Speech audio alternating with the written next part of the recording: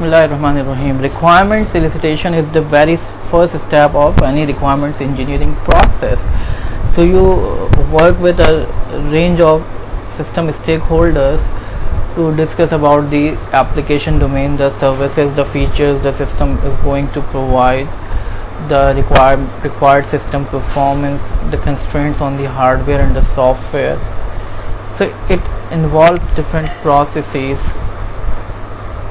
that includes, for example, the requirements discovery, classification and organization, prioritization and negotiation, requirements specification. So you start with discovering the requirements, you organize them, classify them into different categories, you prioritize different requirements, negotiate with the customer on the requirements.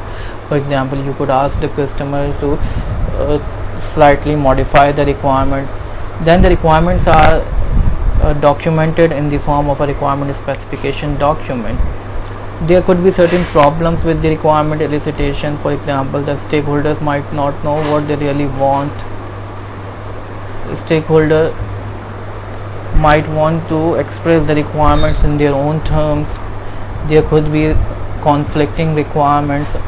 There could be organizational and political factors that may influence the system requirements, and the requirements might change during the analysis process.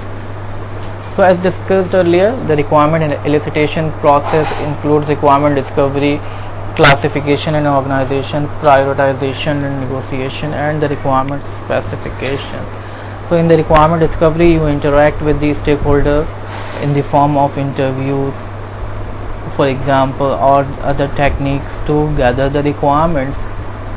Then these requirements are organized, prioritized and negotiated with the customer, and then the requirements are documented and then used for the next round.